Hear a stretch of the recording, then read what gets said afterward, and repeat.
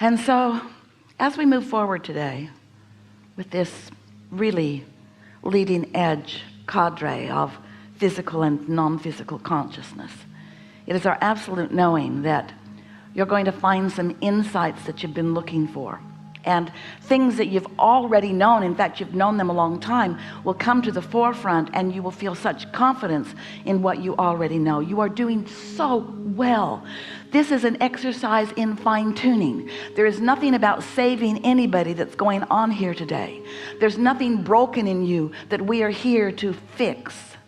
There is only angst in you that we are here to soothe. There's only wobble in you that is not necessary. There's only contradiction in your energy that does not serve you. And so that's what we are here about, to help you be more of who you are. And that is an exercise in continuing attention, because who you are is a continuing and fast moving, evolving being. And keeping up with what life is causing you to become is really what you are all about. You live in the fastest moving energy that has ever been, in the most contrast that has ever existed. And those two things go exactly together. The reason that your evolution is so fast, that your expansion is so fast, and therefore your possible joyous experience is so certain, is because of the diversity that gives you pause to focus. And as you do it with so many others, and collectively you are creating so much that you are really wanting to move into. You've created through your attention, and therefore through your emission of vibration, a vibrational reality that is the premise of all things to come, that future generations will come into already knowing and experiencing. It's just you who are here with the old world, and from your basis in the old world you are creating the new world. It's only you that have one foot in the old world and one foot in the new world who are having any struggle. New ones being born in don't have any struggle. They're born in to the vibration of what is. Now it's interesting, they come in through their mother's womb splat. Here they are in physical experience, dominantly non-physical energy. And then, oddly from our perspective, you who've been here before, take these fresh little new ones who are pure positive energy, who are the vibrational equivalency of your vibrational reality, that vibrational reality that we call the vortex. We want you to accept its realness. They are born in understanding all of that, but humans so often think it's important to give them really clear understanding of how things are in terms of already manifested, or more important, you think, how things have been that caused things to be how they are. Well, we agree with you partly, because how things have been and what you've lived and what you've launched vibrationally is why things are in this vibrational reality. But those new ones already feel that, and they are moving steadily toward their manifestation of this new reality. But you're not so much. You don't move steadily toward your new reality because you are so enamored with the reality you've got, except you complain about it all the time. So the reality that you've got keeps you from moving to the reality that you want. And that really is what we will be talking about here today. How can you release yourself from the habit of thought? That's what a belief is. A belief is a thought you continue to think. A belief or an expectation. Esther got on the airplane in San Antonio really early yesterday morning and changed planes in Los Angeles at LAX airport. And everything was wonderful. They all got on the second plane and sat there for a while, and then there was an announcement, everybody get off because the plane is not going to fly because there is weather in San Francisco, which Esther and her iPhone knew was not true.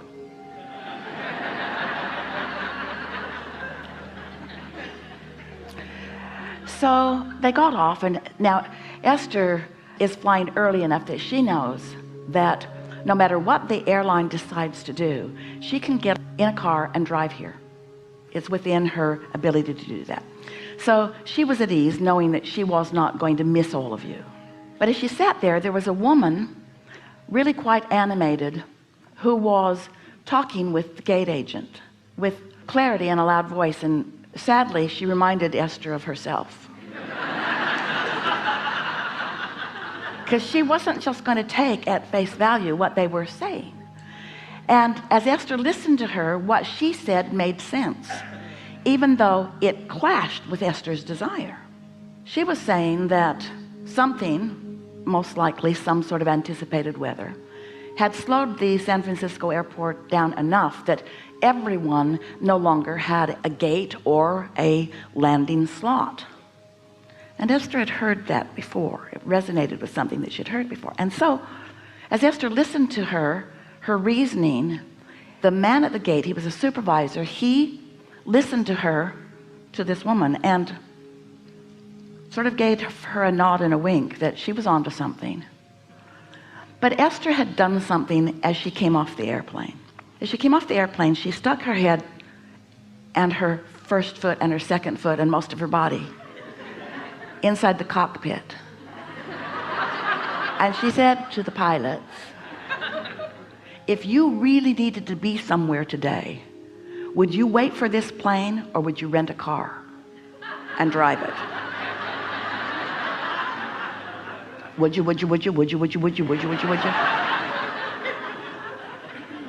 And the captain of the ship said, I wouldn't drive it. I'd wait for this airplane. And Esther thought, good enough. So here's Esther. She's had experiences where they have delayed a flight and delayed it and delayed it and delayed it and delayed it and delayed it and then finally canceled it. And she knows that if you wait around long enough, then there are no other options except maybe to drive all night.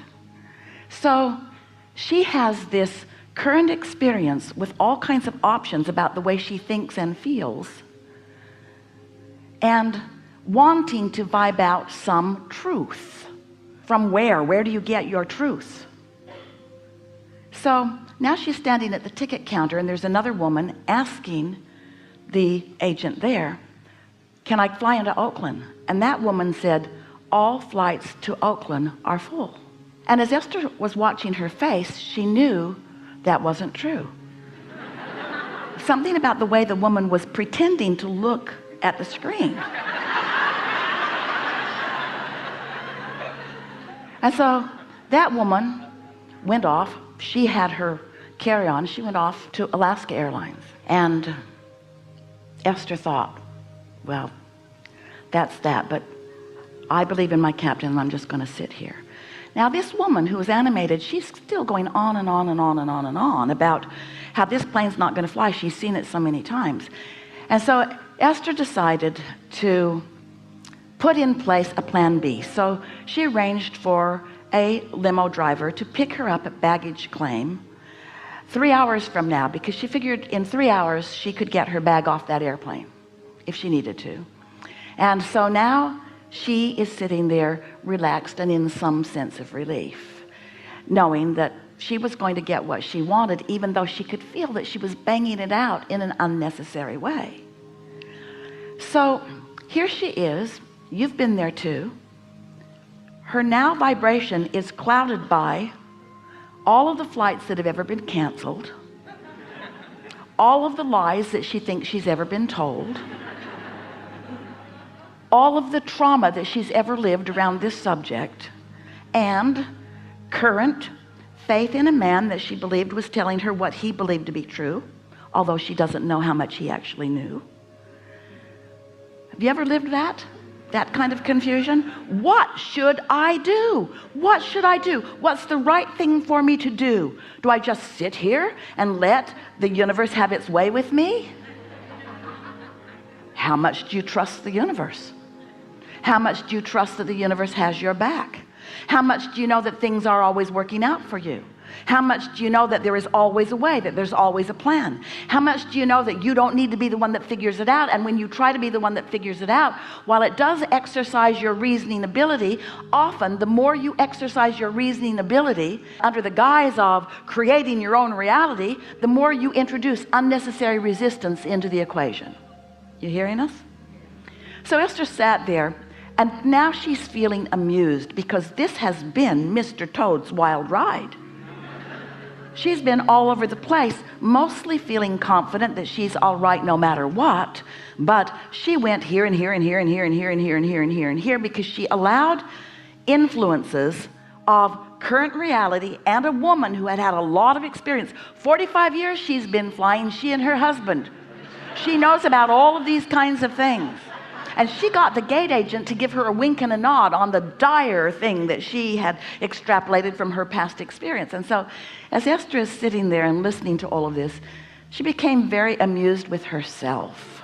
And she thought, wouldn't it be just a really funny thing if that time that they put up there was the time that we all just got on and flew off to San Francisco, which it was.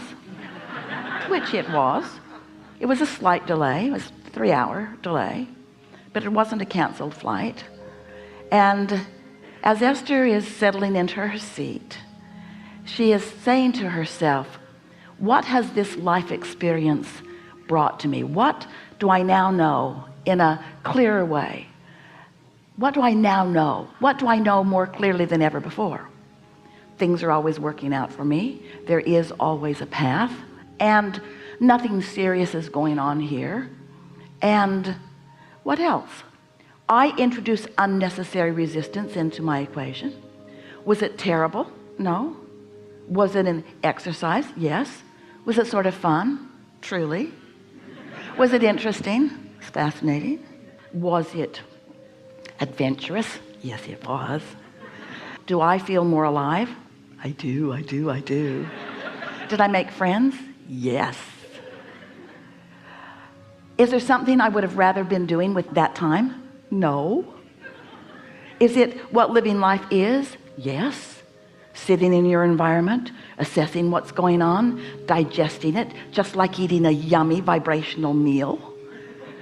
There isn't anything serious going on, no matter what it seems like. Esther was thinking, well, the stakes feel higher to me because I'm not just going to buy art.